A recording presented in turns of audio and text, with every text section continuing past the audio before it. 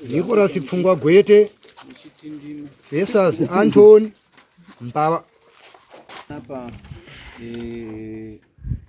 baba Nicholas Pfungwa Gwete na Andoni Mbawa. Pari kutaurwa nyaya yekuti munodiwa kudare ramambo kuzopindura nyaya yekutengeswa kwemabhegi naNicholas Gwete musina kudzosa mari. Ndinoti nyaya munoiziva uyu. Iro ichokwadi. Zvakafamba sei? Takatenga mabhegi. Zita renyu ndiani first name? Nicholas. Nicholas Gwete. Makatenga mabhegi gore ripi? 1970 iko. 1970. Ndatenga mabhegi 70. 70. 78. Okay. Ndatenga mabhegi iwaya ngari special offer. Ngakawanda. Ngari mangani rafu? Andishati. Aikupfuura 50. Uye zvimasuitcase zvihombe zviya munozviziva? Zvemavhiri izvo. Haikona zvemavhiri. Zviya zvinonzi mafiber trunk. Zvine masimbi pamusana apa. Chaizara ichocho. Ndakabva ndati mabhegi aya ndo aisa kupi. Ndafonera Tezvara. Tezvara. Tezvara kumanje uyu.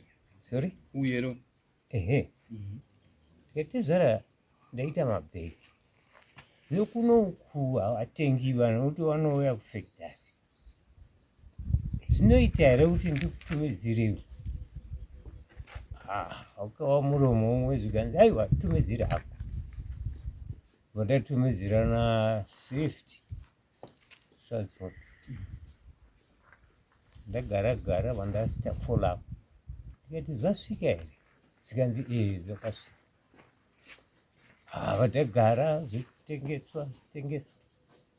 Kuti gare zvikanzi tumidzira hamwe. Aya akapera. Raguripi. Ati asi mari yacho iyi mundipirawo mudzimai wangu kumusha nekuti wangu arwara ndiri Bulawayo. Mundipirawo mudzimai wangu kumusha. Tangonyarara zviri kuita. Ndozofonerawo mudzimai. Kati mudzimai, wakapiwa mari here nani na mukoma wako? Tikanzi hakuna mari iyo ndakapiwa. Mari iyo ndakapiwa ndibaba munini $30. Uyu. Munini wangu. Okay. Achiti yabve. Akapiwa ndiye iye. Okay. Achiti endawo pemai guru wako. Okay. $30.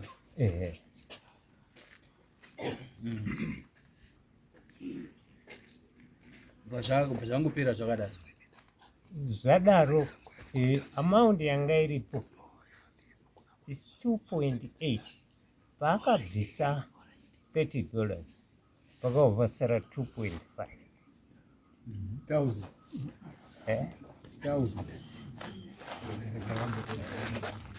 2.5. Ingari 2.5 chii? Dollars. Kati 2.5 ka?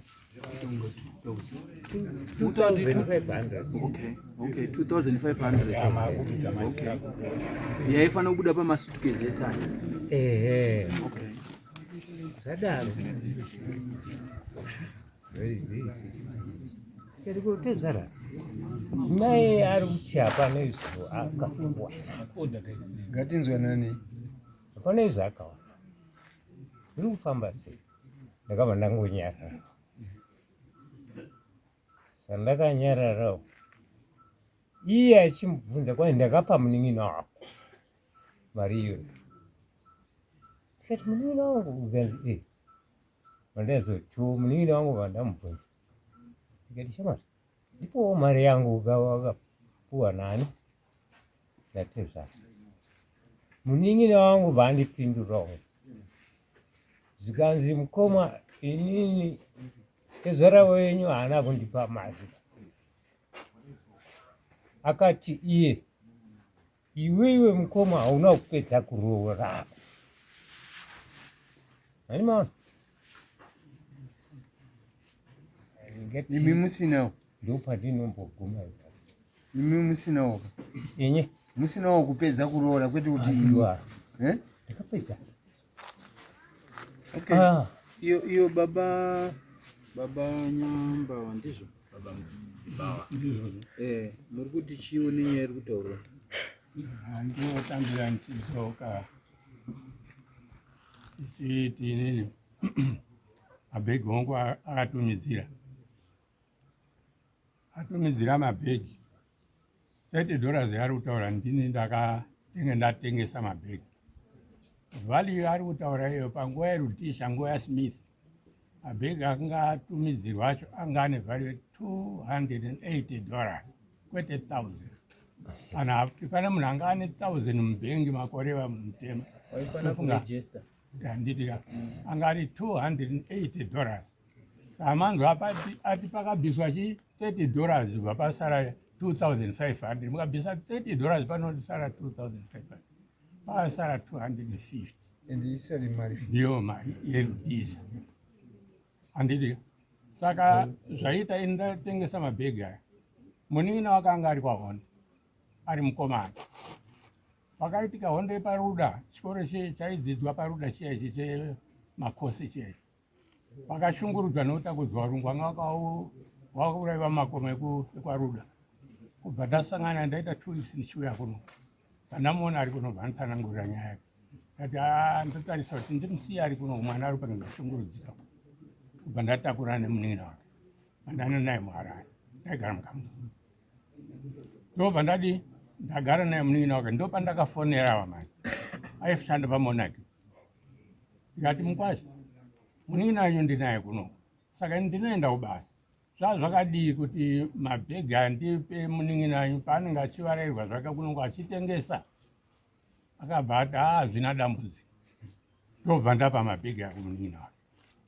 Handiti value yacho $250 kwete 2000 yari kutaura.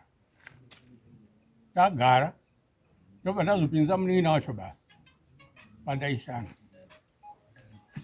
Ndomudzidzisa zvandaiita, ndaishandisa michini kusvika ndamudzidzisa quality control, andipa basa pandaiita.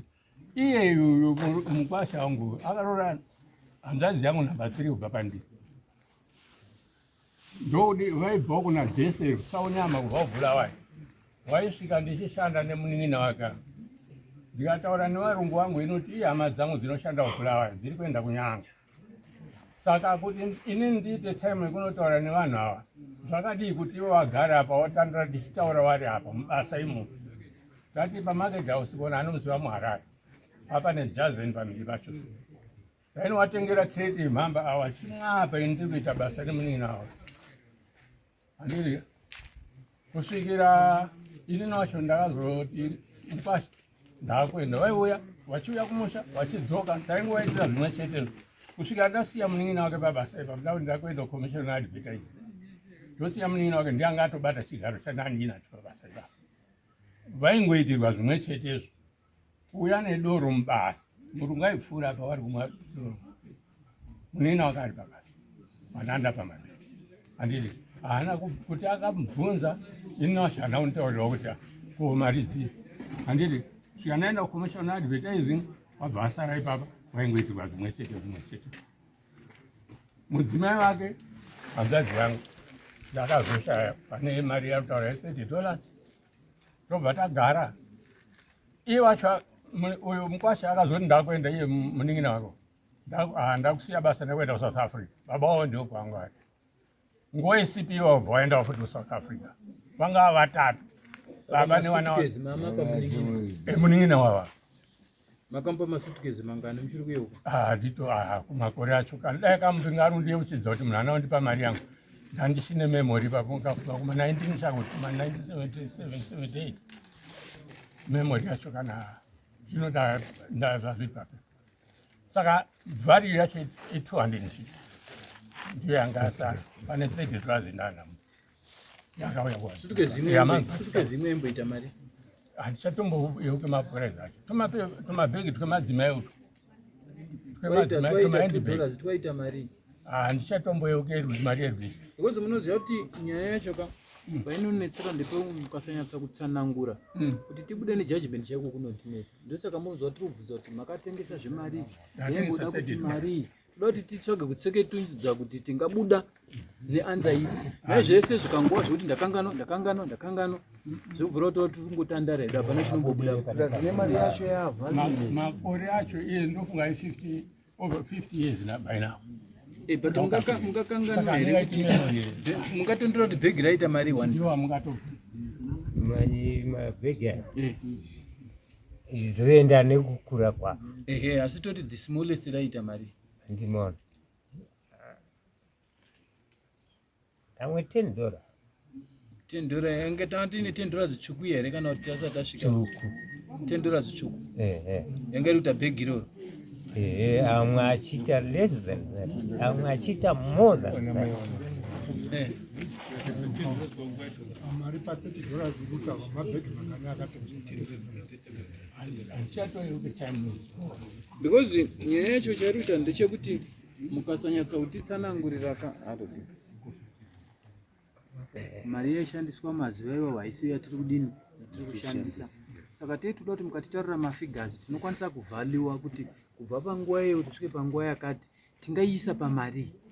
Manje mukati handichazivi hatobva tatoenda musango ndipo pamunozoti dare hatina kutibatsira. At least mukatiudza kuti pamwe bhegi raita mari yakati ndakatengesa mabhegi akati mabhegi atakapa uyo ari kuti ndakazopa uyo achitengesa anga ari mangani. At least tinobuda nefiga.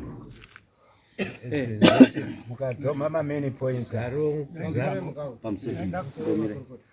handizivi kuti kunoku kunofamba sei asi kumatare edzimhosva pane language yaunoshandisa yenyaya dzinenge dzatora nguva yakareba dzisina kunge dzakatongewa especially panyaya dzemapinisi pane language inonzi cases subscribed ezini kuti nyaya yacho yakatopfuura ingadai yakatongewa kare kare ndokuda kuti nguva yacho yareba isinotongewa iwewe dai wanga uri kunzi uziva kuti une mari dzako dzauri kudhimanda ungadai wakadhimanda kare saka ndisingazozivi kuti kunoku mutemo wakadaro unoshanda.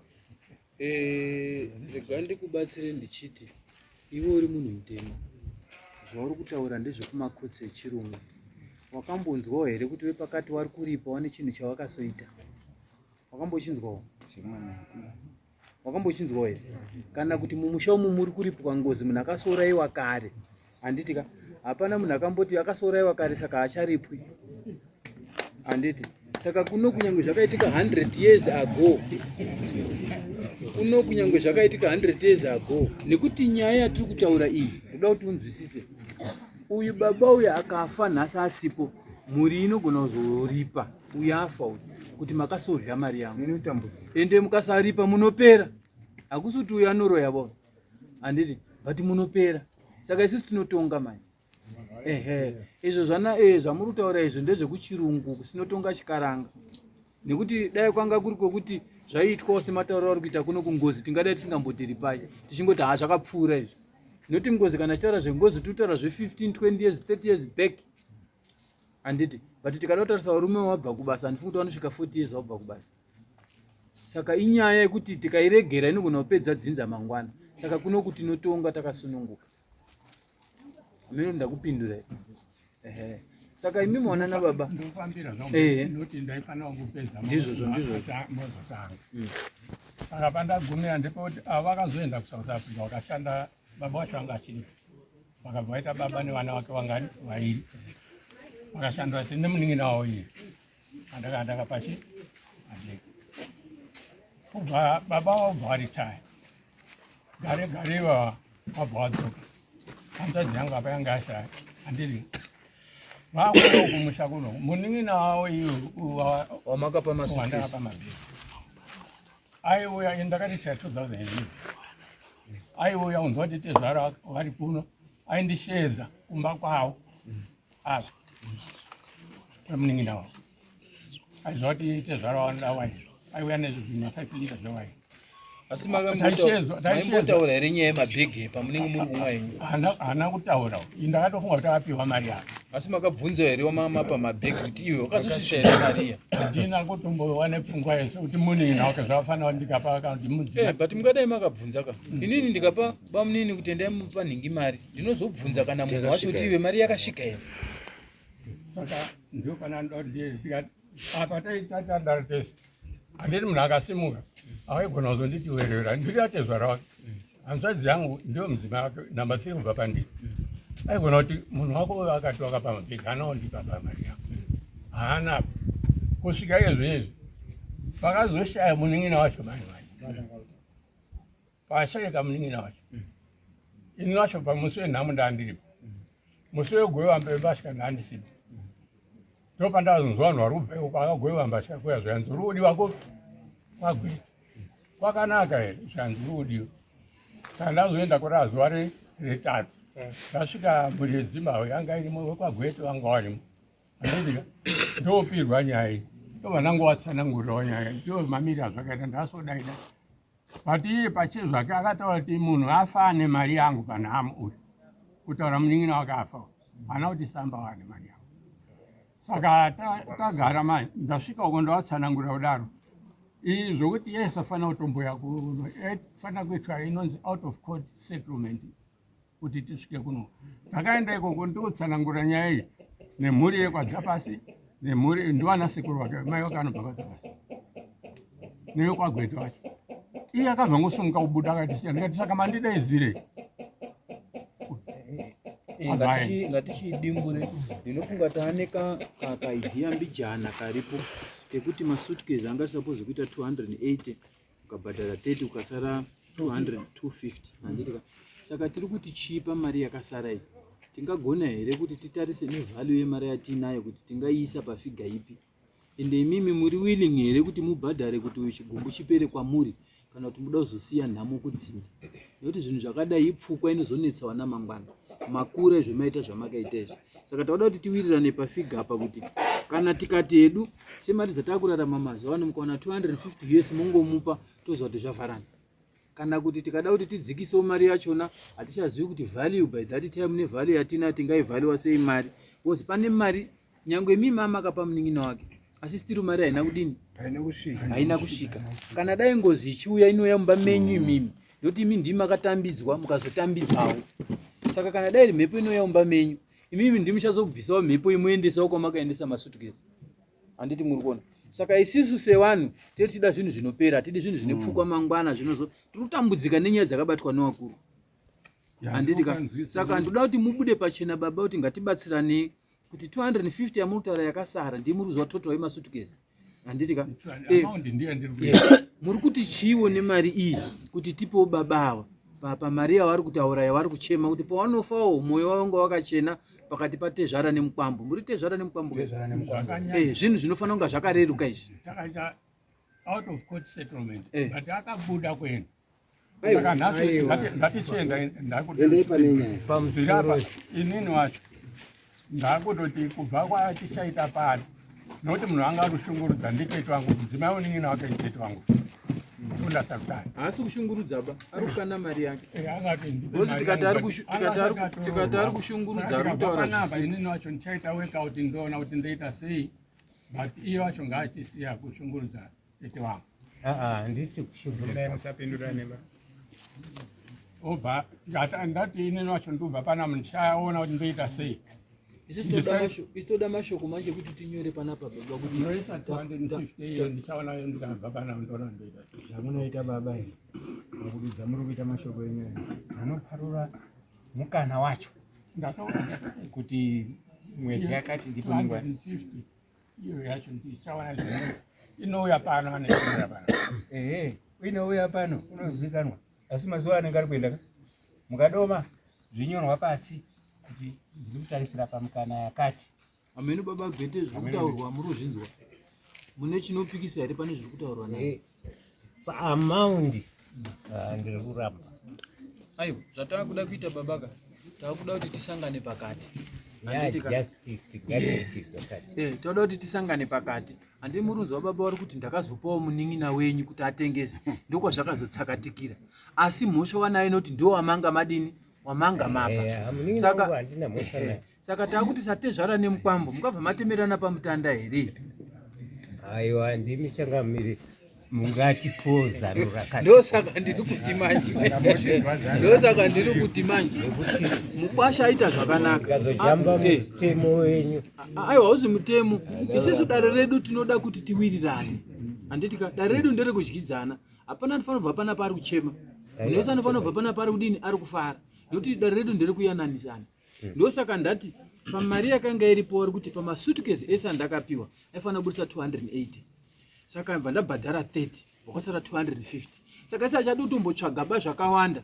Tangoti 250 yese ikakwanisa kuuya, motora yewo baba mukwambo uyu mukwere. Mwana wenyu, imhuri yenyu. Umukwambo. Ndimi baba. Saka mwana, handitika. Saka mochingodini, tochingoti yapota ngeni. Apa ndinotenda changamire. Muchibhajeti yenyu kuti zvinobuda papi. Ngozi inini chandiri kuda ndechoti kana madzoka uku mosvika uku muchiwirirana. Sematauro taita kuti baba wacho wanza 250 pano. Kana yapana pandichakudaidzai. Moya motora mosaina kuti Maria yadini. Kana dai ndikafa bhuku iri harifiba rinenge riripo. Kana dai kada kuzosimuka pamberi munozotaura wanga waripo kuti musi 28 February 2026 nyaya yakatongwa. Moya motora bhuku iri rinovhurwa wanzi chokwadi Maria wakadini, wakapiwa, wakasaina. Ndio basa remabhuku. Ndosaka muchiona tichinyora pasi. Saka imi munofanira kunga muchizvitendera kuti zvataurwa ndadini, ndazvitendera. Ava tochiwa panguva yekundotsvaga Maria. Wakanga wauya nayo, wanoenda kuseri kwebhuku kunoku, ndokwavanonyora ndauya neMaria musi wakati dheti rakati, ubva wasaina. Imi si munouya wakadai mukasvika ndisipo muchipiwa namai, munofanira kukata kuti aiwa pane bhuku randakanzi ndinosaina namambo kuti ndatora mari yangu. Mupiwa bhuku iri modini futi musaina. Toziva kuti hondo yedu yadini yapera. Iro ichokwadi. Asi tezaraurwa mashotka. Tezvarane panohwina. Handiri kuzona. Tezvarane panohwina. But zvisinei, kana tadai ndofunga tiita tomboidzawo kuti tidini tagadzirisa. Kuti ndikubvuma kuti ndionze Maria. Ndizvozvo, aiwa hatisi kushorai baba. Hatisi kumbokushorai. Asi ndikuda kushorai kuti uwe urenda kusvika. Maita zvakanaka. Ndokuti dai vatoti ningi vanenge vakutodzoka munhu wacho akafa manje. Dai wakataura wani wacho aripo. Ndakanzi yangu yakafa. Iye munin'ina akafa. Saka ndakuda kuti tigadzirisa apa kuitira kuti aiwa ndinotenda nemashoko enyu baba, mashoko akanaka. Taagamuchira nyangwe even mukwambo adini amagamuchira. Saka isingati tingoita saizvozvo tongoziva kuti nyaya yedu yadini hatizosiri wana pfukwaba. Nyaya ndeyekuti wana isi tiri kutambudzika nezvirubatwa nevakuru. Handiti nyaya idzidzi inyaya dzinozonetsa wana utanga kuziva kuti mabhegi kuzodii. Zvanaka kuti imi wanyanya kutambidzana muchiripo muri wapenyu. Ngatibva tangoipedza. Zvakanaka. Ndinotenda nekunzwisisa kwenyu.